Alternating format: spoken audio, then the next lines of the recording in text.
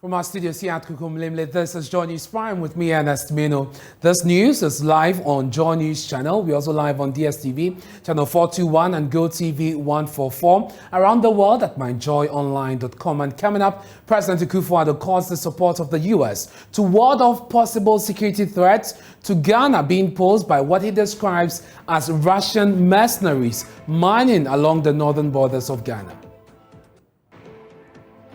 We'll bring you more as the president expresses concern. Ghana's open condemnation of Russia, the invasion of Ukraine could expose the country. Also in this package, pressure mounts from the majority side in Parliament for traders to reduce prices of goods after the sustained strength of the Ghana cedi. A turnaround from the depreciation, the expected economic relief is not being felt by the ordinary Ghanaians since goods are still being sold high prices. Speaker, I make this submission urging the executive and its policymakers to take additional measures. We have details as the NDC raises opposition to this.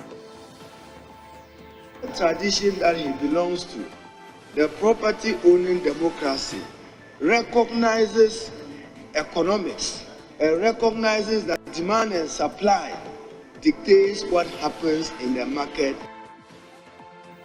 Clocksack warns of a nationwide industrial action. The government touches the pension funds of its members. We state categorically that pension funds are individual investments. Per the pronouncement by the Honorable Minister of Finance, pension funds are individual holders and are exempted from the debt exchange program. Moazid advises government to review some of its flagship programs to give some breathing space.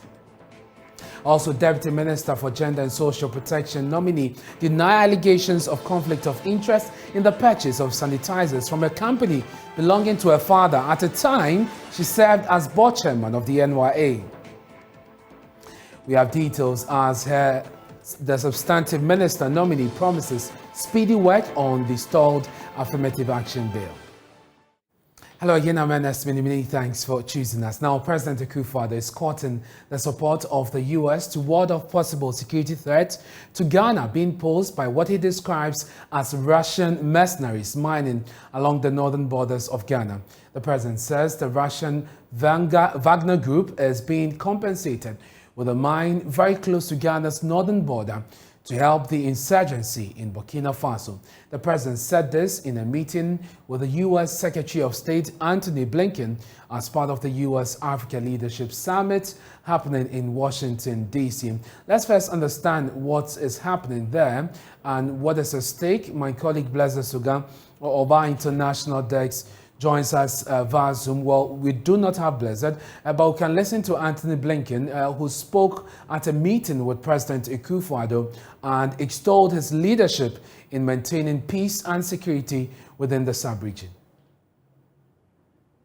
But it's a particularly good occasion because we greatly value Ghana's leadership and your leadership in West Africa, the important efforts on regional security.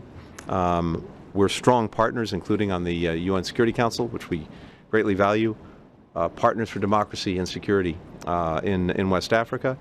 And we greatly appreciate the peacekeeping contributions that Ghana makes, but also just more broadly, your own leadership for peace, for security, for democracy. Many challenges, but we're grateful to actually be facing them together, and really pleased to have you here this week for the summit. So thank you, Mr. President. Appreciate the time. The president, in response, then raised what he said was distressing to Ghana, which is the activities of the group he describes as Russian mercenaries, the Wagner Group in Burkina Faso. He then goes on to highlight how Ghana's open condemnation of Russia's invasion of Ukraine could heighten the threat of insecurity here in Ghana. Secretary, thank you very much. We'll just thank the American government for the invitation to participate in this summit. I think it's a summit that's been long overdue. I believe it's the second. The last time was, what, over 10 years ago? Yeah, perhaps we should be doing more. But it's good that it has happened. It gives us an opportunity to talk about many common threats and challenges that we have, which you've identified, and particularly for us to be able to put into relief where we are. Yesterday I had I was part of an extremely useful meeting with the people from the Congress to come and talk about security matters. I believe that, Madam, you were there, you were part of the meeting. And its significance for us. And I think that beyond everything, that is a matter that I want to urge upon you. Today, Russian mercenaries are on our northern border. Burkina Faso has now entered into an arrangement to go along with Mali in employing the Wagner forces there. I believe a mine in southern Burkina has been allocated to them as a form of payment for their services. Prime Minister of Burkina Faso in the last 10 days has been in Moscow. And to have them operating on our northern border is particularly distressing for us in Ghana. Apart from not accepting the idea of great powers once again making Africa their theater of operation, we have a particular position that you know about over the Ukraine war, where we have been very, very vocal and upfront about condemning the invasion of Russia by Russia. And therefore, they're now to have this group at our borders is a matter of some considerable disquiet and concern for us. We really like to have a privileged opportunity to talk about its implications and what we believe ought to be the case. This is what took place with the discussion in the Congress yesterday, which I found very fruitful. And I would like that the themes of that discussion should be the themes that we should continue to address. To what extent we can have you as a partner in confronting these threats. Now, President Akufo-Addo wants an ally in the U.S. to safeguard the peace and security of this country. It's very important that ECOWAS and the West African area remains a democratic space. It's the reason for the actions we took over the coup d'etats in Burkina Faso, in Mali, and in Guinea. And ECOWAS has been very consistent in refusing to deal with these governments because of the undemocratic nature of their accession to power. The commitment to democratic values and institutions is a high priority for our states.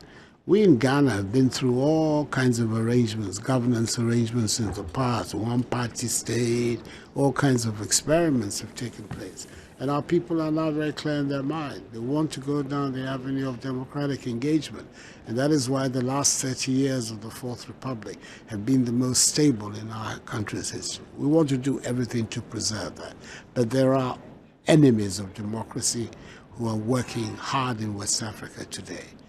And therefore, it's important that we bring that matter to your notice and see to what extent we can engage you as a reliable partner in the pushback of those forces. There are other areas, of course, of great significance too, cooperation for economic growth and for the development and for the making of prosperity for our people, which is to some extent part and parcel of the same fight. Because the young people have things to do, they're not going to be recruits for terrorist forces. So all of that is part and parcel. But specifically, what we can do about the terrorist threat in West Africa is now the major security concern of all our states, especially the coastal states, that up till now, to the last 6 months, have been relatively free of this threat. But now on all our common borders of Benin, Togo, Ghana, Cote d'Ivoire, are these forces that are operating there. We have to find a way to be able to respond, and respond effectively to protect our populations. My colleague Blessed Suga joins me via Zoom. Blessed, before we even get into the issues at play today at the summit, tell us what this U.S.-Africa Leaders Summit is all about and what is at stake for Africa. You'll have to unmute, Blessed. Well, Ernest, if you can hear me, the United States says it is on a path to renewing and fostering some new level of cooperation between the U.S. and Africa. And they're seeking to do that at the extraordinary U.S.-Africa Leaders Summit. It's a Leader Summit because it's drawing together about 40 African leaders. And here, the U.S. government is seeking to renew its commitment to what they describe as shared global priority. But in terms of the cash, which is obviously what's more important, the United States government says it is committing some $55 billion to the development of Africa in the next 3 years. So you would expect that more African leaders would want to make a statement as to why the U.S. would have to cooperate more with their countries in the shared areas that the U.S. government is targeting. And Blessed, you sat with the U.S. ambassador to Ghana, Virginia Palmer, and these issues of security and Russia all came up in that interview. If there's anything as comparing notes in diplomacy, could this be it? That's the suspicion, because the United States government holds the belief that the Wagner Group, which is often linked to the Russian state, is behind what's happening in French West Africa, except to say that she did not provide any evidence. She just went ahead to state what the position of her government was. Beyond that as well, we know that there's growing insurgency in the West African sub-region. Democracy is on the decline. So I put some of these questions to her, and we can listen to the response she gave. Well, we do not have that insect, Blessed, but thank you very much for bringing us that update. We want to go back to Zoom because we're joined by Colonel Festus Abuaje, who is a security analyst, to help us understand the position that Ghana has taken on this issue, because it is important to know whether President Akufo-Addo is actually being pragmatic about Ghana's security situation by calling out Russia and its activities along our borders, or he is actually stoking fire that could worsen our position. We'll be bringing in the Colonel Festus Abuaje shortly on that. But the Wagner Group is acting as a proxy for the Russian state. That's according to the U.S. ambassador to Ghana, Virginia Palmer. Let's listen to her. Of course, just what's happening in Burkina Faso. Is the West or the East a part of the problem? You're being more diplomatic than I will be. I will be direct. I think, you know, the Wagner is acting as a proxy for the Russian state, and I think that's dangerous for democracy and peace and security in the sub-region and beyond, frankly. I guess I'll leave it at that. That's not a question of competition or a Cold War. It's a question of a non-state actor acting on behalf of a foreign government, and not really, I don't think, having the interest of those countries at heart. There's a lot of exploitation of mineral resources and other things involved. What's your take on the feeling that democracy is in recession in West Africa, and how do we bring it back to life? Yeah, well, I think Ghana's leadership, frankly, in opposing that sort of backsliding in the democratic space was incredibly important. And I'm happy to have a chance to publicly salute President Akufo-Addo's leadership of ECOWAS and trying to keep those countries, Mali, Burkina Faso, and Guinea, on track for a democratic transition. And looking at the security situation, and indeed, we all look at Burkina Faso with some trepidation. I also want to salute Ghana's leadership in the Accra Initiative in saying, oh, there's a very serious terrorist threat in the Sahel, and this is in 2017, countries are not paying particular attention to coastal West Africa. So we need to get together to cooperate to ensure our security. And that now, particularly as attacks are ramping up in Togo and Benin, I think that Accra Initiative is getting legs under it. And the United States and other countries are very interested in supporting that. And I recall seeing you there at that summit. Our president indicated that if the solution needs to come, it needs to come from the affected countries in the sub-region. Right. the feeling is we don't have enough capacity to foil all the threats. Well, sorry, I'm going to back up a couple times. Right. Indeed, U.S. support should be by, through, and for Africans, which is why we're so happy to see the Accra Initiative, because it's exactly that. It's African countries and African leaders looking around and saying, oh, the current security architecture isn't answering all the questions, and we need to do our bit. So the president has said, you know, Ghana doesn't need foreign troops in the fight, but he'll accept help to ensure that Ghana's troops are fighting most effectively. And I also want to salute Ghana for acknowledging that it isn't only a kinetic fight. In order to really have good security, communities at risk, particularly those communities on the border, need to feel that the state is protecting them. So the security forces, the Ghana Armed Forces and the police, who are respected, need to ensure that they honor the human rights of the people that they're protecting. So the professionalization of those services is incredibly important. The other thing that's very important is inclusive economic growth, so that communities in the north and on the border know that they're part of Ghana, know that the Ghanaian state cares about their well-being, that there are health services and security services, education services provided for them. So that if violent extremists come in and say, oh, you're poor, I'll take care of that, they say, well, no, thanks, I don't need that help, because Mother Ghana addresses that for me. And again, we don't want to do it for you, we want to help you to do it. So all of our USAID assistance is directed at those kinds of issues and services and the provision of those services in the north in particular. Madam Ambassador, the expectation is that when you have initiatives such as the Accra Initiative, African countries should be jumping onto it. But we have, for instance, Nigeria, the biggest economy in the sub-region, just taking an observatory status in the Accra Initiative. The feeling is that terrorism has not been securitized enough in the sub-region. Well, I mean, I think that President Akufo-Addo said we have to deal with the sort of threat of violence first. But I think everybody who spoke at that conference acknowledged that we needed an integrated 360-degree approach. And again, Ghana takes that integrated approach, and I'm very admiring of that. As for Nigeria, I think that's under discussion within the Accra Initiative. I'm not part of those discussions, and Nigeria being attentive to its own security issues as well as sub-regional ones is very important.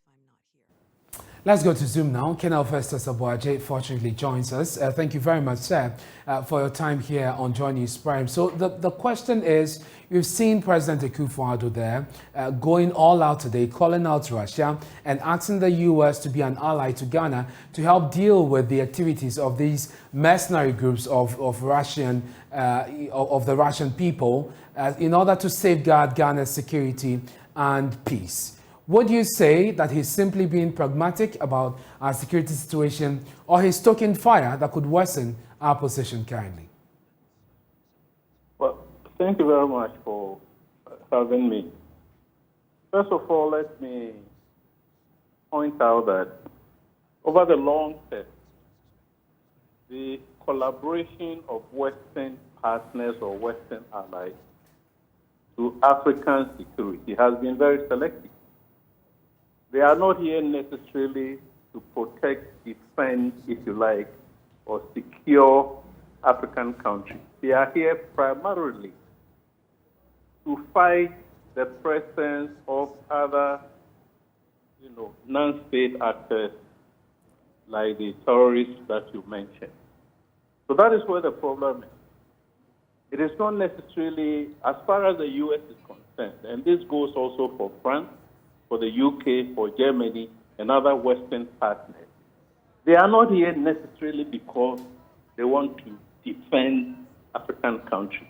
They are here because they want to take the fight forward to where the threats emanate from towards their country.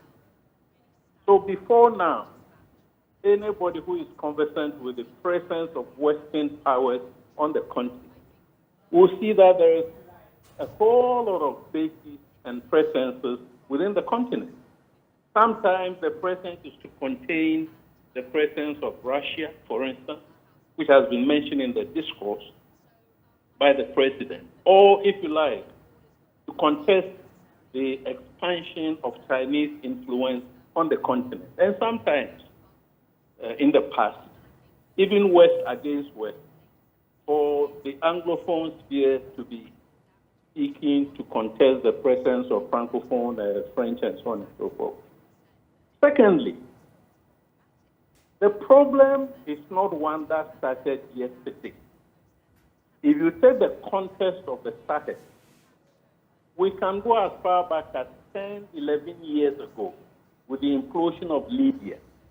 So when Mali, for instance, started imploding because the Tuaregs who were armed came back, we sat aloof and we allowed the frontline states, as I could call them, the G5 Sahel, to try and provide for their own security. Now remember that this was at the same time that the discourse around the Accra Initiative was emerging. The only difference is that they went ahead and established the force to back the policy stance of those countries. Now, since 2017, it is only now that the Accra Initiative is going the route or the route that the G5 Sahel went. Now, reference the mention of Nigeria, for instance. They have their own issues to deal with in the Lake Chad Basin region. So they have formed the multinational joint task force.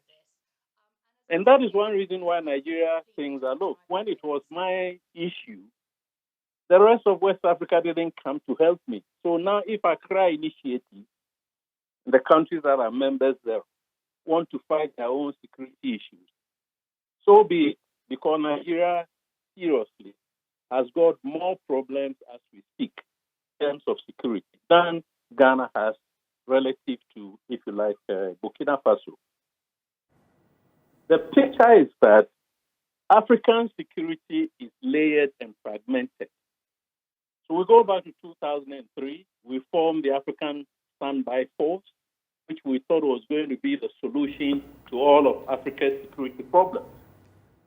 After investing so much human and fiscal and material resources, now the discourse is shifting to one of ad hoc coalitions, the G5 Sahel that I mentioned, the multinational joint task force, for instance, to one that is, including the, the Accra Initiative. It's not going to help. And so what the president has done today will not further our cause in any way? The way I understand, if I contextualize the statement of the president, he was basically reminding the U.S. that in February 2021, remember that I was one of 3 African countries who were non-permanent members of the Security Council, that is Gabon and Kenya, who voted for the resolution that was going to criticize or condemn Russia for invading Ukraine, except that being a veto power, Russia vetoed it. Then in the General Assembly, it was split. I think 28 countries, some 51% or so, voted for, 18 abstained, Eritrea condemned it, and then 8 others also abstained. So Ghana finds itself in a very difficult place, and it's just playing on the political emotions of the U.S. to say that, look, we're having challenges with security in Burkina Faso. Now, let me point out also that the fact that Russian troops, that is the Wagner, call them paramilitary or whatever it is, are on the borders of Ghana because Burkina Faso has entered into arrangements with them to pay them with mines. Doesn't mean that Russia is going to invade Ghana in order to take over our mines. It's not going to happen. And indeed, we can go back to the war or the conflict in the Mano River region, Sierra Leone and Liberia. In 1998, the British group, mercenary group called the Sandline International, was paid for with diamond concessions. There have been other groups that have been paid for with concessions in DRC. So paying security groups with concession is not something that we need to write home about. But my main argument is that, yes, Russian forces or troops in the form of Wagner could be on the border of Ghana with Cote d'Ivoire. Right. That will not necessarily mean that they're going to invade Ghana. Very well. Very well. Colonel Festus Aboagye, I'm grateful for your time here on Joy News Prime. That's Colonel Festus Aboagye there with his thoughts on the recent happenings and the president's pronouncements in the U.S. We'll bring you more subsequently. The Civil and Local Government Association of Ghana is sending a strong message to the National Labour Commission that if government dares the union by touching the pension funds of members, they will embark on a nationwide industrial action. Executive Secretary of CLOGSAC, Dr. Isaac Bampuado, at a news conference indicated that their members are individual holders of bonds and their funds should be spared any haircut. As stated under paragraph 4 of the statement from the Minister of Finance, individual holders of bonds will not be affected. We state categorically that pension funds are individual investments. Per the pronouncement by the Honorable Minister of Finance, pension funds are individual holders and are exempted from the debt exchange program. The individual contributions and earnings in pension funds vest in the individual and not the trustee. Therefore, a decision on any variation is the responsibility of the individual and not the trustee who is managing the fund. If these provisions in the National Pension Act 208 and 766 have escaped the government, CLOGSAC would wish to draw the attention of the government to these. These are individual holdings per the 766 Act. We didn't pass the Act was passed by Parliament. And the same pension funds are individual holdings. So nobody can touch it. Even in the Act itself, there's protection. Then even in its own pronouncement, it said they are exempted. So what business do you have meeting people that you want to touch pension funds? He has got that authority. CLOGSAC is serving notice on the National Labour Commission that should government default in honoring any of the coupons when due for the schemes, it will declare an indefinite nationwide strike. Dr. Bampuado suggested to government to take a second look at the free SHS program and other government flagship programs in order to bring some relief to expenditure. Now let me state, you see, we are having this problem. Let's go to the foundation of all these issues. Once you have apparatchiks and guru boys running the system, this is what will happen. We are talking of debt exchange. Let's look at it not as apparatchiks or guru boys. Let's look at it as Ghanaians. And if you are sacrificing, let's all of us sacrifice. One may ask, what are they doing about the flagship programs? If we are to sacrifice, the first thing as Ghanaians that they should do, sacrifice the flagship programs. But you cannot leave your flagship programs and you want to come to church pensions, which you yourself say they are exempted. And the 766 also protects pension funds. They shouldn't there. Why? School feeding. SHS, yes. But I can tell you, majority of those who are benefit, they can pay. So let's really look at the SHS, those who really cannot pay. Because if you send your school to a private school, you all know how much they charge. And if you can pay primary at that cost, how can you not pay SHS? So let's take another look at SHS and prioritize it. And we say the economy is in crisis. So the first thing we hit is the flagship programs. That should be the first thing. But you leave your flagship program and then you want to come and church pensions, which by the law, you are not entitled to touch. They shouldn't dare. They shouldn't dare at all. We are prepared for them. They should first sack their apparatchiks and guru boys. Let's go to foundation. Once as a government, you decide to let your secretary be appointing people to help public institutions, contrary to the provisions in the Constitution. Let's change that, and Ghana will move forward. More unions are backing the call by the labor union TUC for government to stay off pension funds of their members. The Construction and Building Materials Workers Union is the latest to join. Richard Asamoah Mensah is their General Secretary. We used to have the Social Partnership Council, which was formed some 3 years ago. One about why we should not go to IMF. I'm coming out from that aspect, and you can clearly see that now we've gone to IMF without even the knowledge of the Social Partnership Council. That aside, now the government has come out boldly also that, it's going to cut off the pension scheme of workers.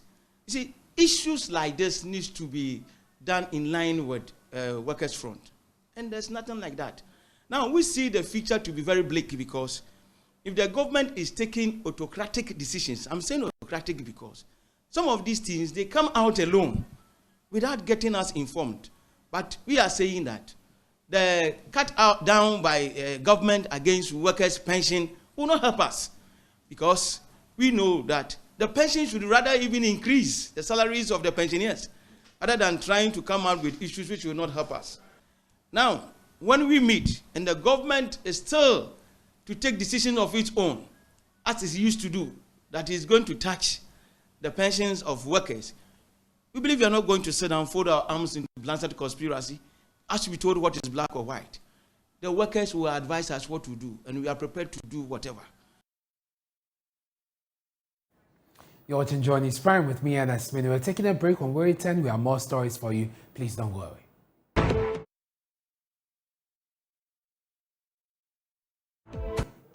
Many thanks for staying with us here on Joy News Prime. Now, a leading member of the coalition of NGOs against trafficking, Kwesi Johnson, says it appears some opinion leaders and influential persons in communities along Lake Volta are benefiting from the use of children for dangerous fishing activities on the lake. The reason they are not doing much to eliminate the practice. Now, he says they are an integral part of the fight, hence they must do more. We'll be hearing shortly from him, but the residents of a fishing community of Adakope, close to Dambai in the Oti region, on Wednesday, chased out a police rescue team for trafficked children out of their community amidst the burning of ties and threats of burning the personnel alive. The policemen, numbering 17, had gone to the community along the bank of the Volta to rescue 21 children who are being used for dangerous fishing activities on the lake. As the police arrived at the dead of midnight, that's 1:30 a.m. for the rescue, the residents mobilized ready to attack.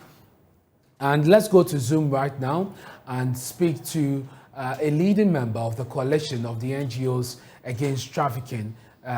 Thank you very much, sir, for your time here on Joy News Prime. So you have worked in this space for a very long time. What is the level of interference and how really can we eliminate trafficking if we are not getting cooperation from the communities involved, like we've seen in this latest incident?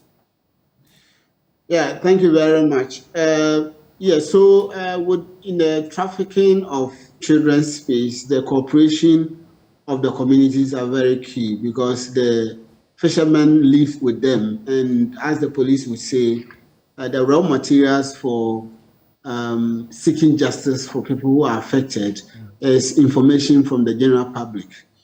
Unfortunately, the community itself is running a system or is entangled in such a way that those who are supposed to be the one in leading to provide solution to the problem are themselves involved in perpetrating the crime of human trafficking, especially on Lake Volta.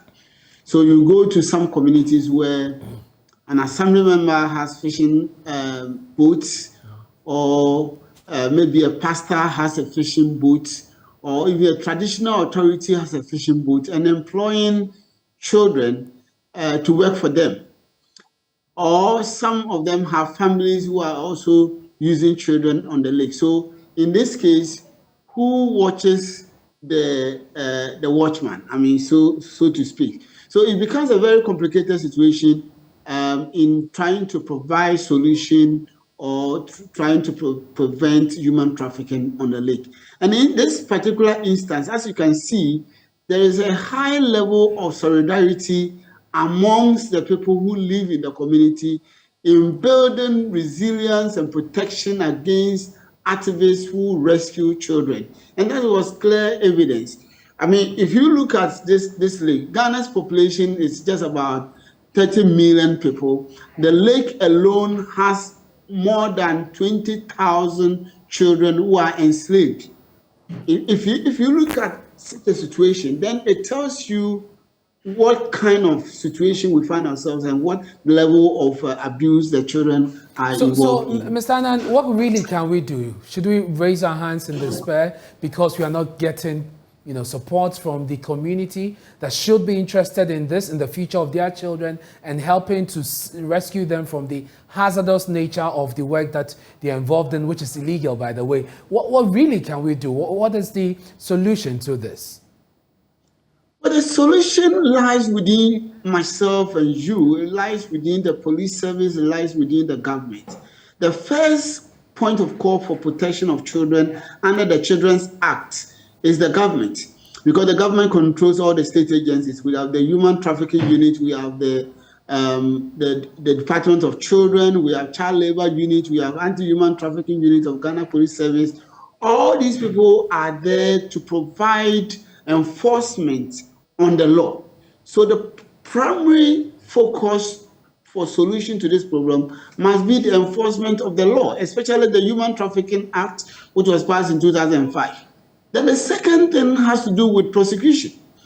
When you talk about prosecution, sometimes it becomes, in Ghana, we are always afraid of taking people to police station, etc., etc. So as soon as you talk about prosecution, it's like you are trying to destroy families, or you are trying to destroy people's businesses. But that is what would serve as deterrent to others who would like to traffic children. Very well. Then also we're looking at awareness. And that's where the media comes in. There's a huge man-made lake in the world. I mean, it's the biggest man-made lake in the world. And if we are going to create awareness, an individual like me alone cannot do that. It is the media plus me plus all others who will continue to use the law and the Children's Act to educate the public about the criminalities of human trafficking, especially engaging children in hazardous work. For your time, Mr. Annan, thank you very much. That's Mr. Kofi Annan with Challenging Heights, and he's been involved in this space for a while. Chairman of Parliament's Constitutional and Legal Affairs Committee, Kwame Anyimadu-Antwi, says salary issues of the Office of Special Prosecutor have been resolved. Exclusive documents available to Joy News indicate that the Special Prosecutor, Kise Jabin, and his staff are yet to receive the salaries 16 months after assuming office. We'll hear from the chairman of the committee who says the matter has been resolved. But first, listen to an agitated minority leader, Haruna Idrisu, who said the development was unconscionable. Matter of the special prosecutor, and I'm happy chairman for constitutional legal is here. There are major issues that requires his attention. I've just asked for an email. Office of Special Prosecutor, you put that young man there. You haven't determined his service, conditions of service. He hasn't been paid.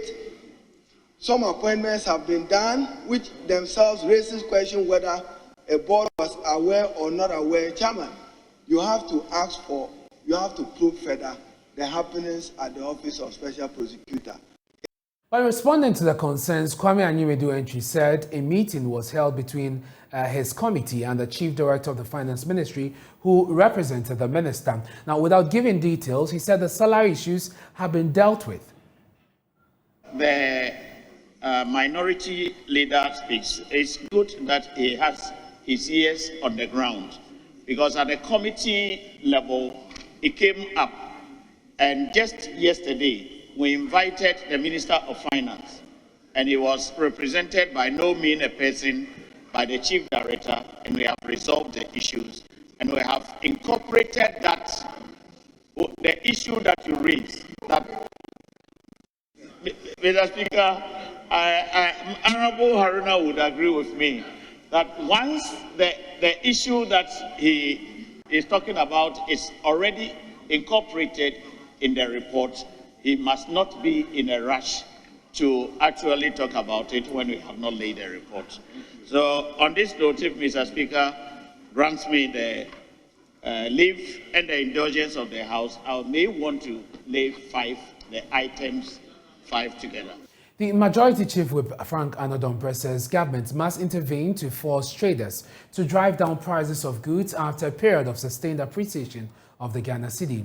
Then Sawam MP, in making a statement on the floor, also cited the fall in petroleum prices, which he believes should influence the downward adjustment of prices of goods and transportation fares. But the minority disagrees with him. Kweku Asante is a man in Parliament and he observed the debate.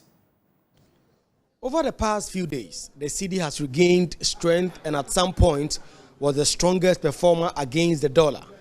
Majority Chief Whip Frank Anodon says government must intervene to drive down prices. The concern also is that while we are currently experiencing a turnaround from the depreciation, the expected economic relief is not being felt by the ordinary Ghanaians since goods are still being sold at high prices. Speaker, I make this submission urging the executive and its policymakers to take additional measures directed at restoring price of food items and other goods to some sustainable level. Chairman of the Finance Committee, Kweku Kwatin, backed this position.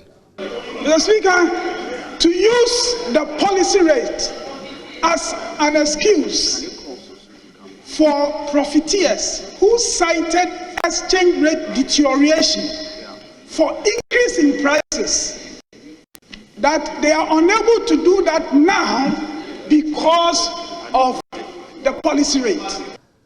But the minority leader, Haruna Idrisu, says as a free market, government should not be encouraged to intervene in the pricing of goods and services. Mr. Speaker, I'm limited because he says that he comes under Order 72, and therefore I'm unable to provoke debate.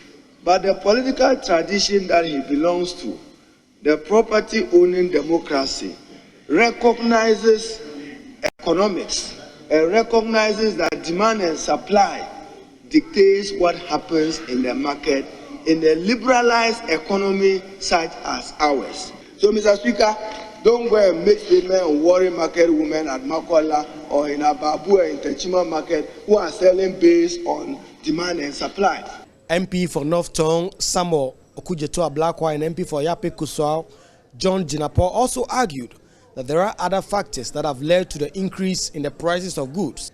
And without addressing these factors, prices will stay up. It is a good call for us to urge the actors in the market to respond. But I think that the commentary has sometimes been unfair, as though people are just being wicked and don't want to be caring.